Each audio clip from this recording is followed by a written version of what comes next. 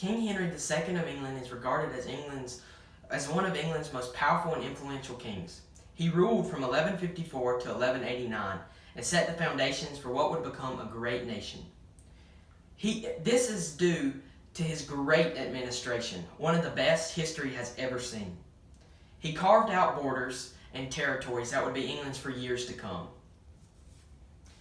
He began his path to the throne by marrying Eleanor of Aquitaine, a famous French heiress of the time.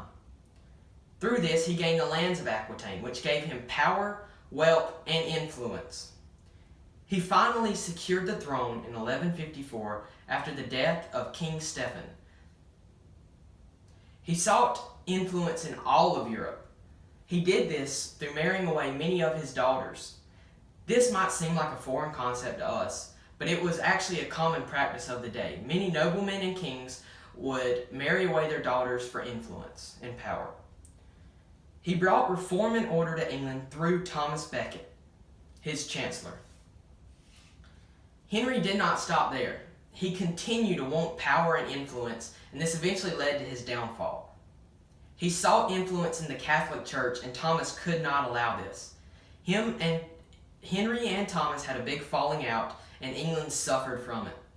Henry's knights, seeing how upset the king was, took it upon themselves to kill Thomas in his cathedral. This made Thomas a martyr, and he was eventually named a saint in the Catholic Church. Troubles only escalate after this for Henry. By this time, he had 4 sons. These 4 sons all wanted the throne. 3 of his sons, and even his own wife, decided to launch a rebellion against him.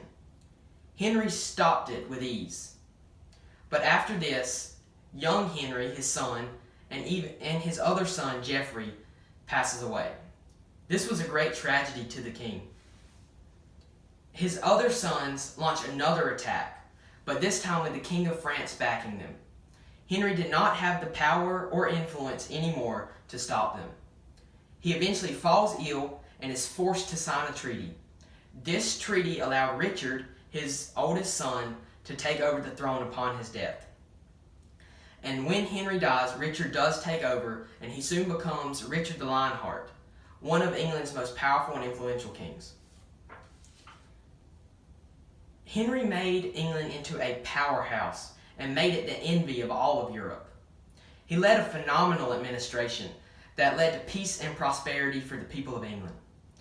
However, his later life was marked by lots of tragedy with the betrayal of his wife and sons, and also the death of many of his sons. For my sources, I used Encyclopedia Britannica on Henry II, BBC History on Henry II, and the Catholic Encyclopedia on Henry II.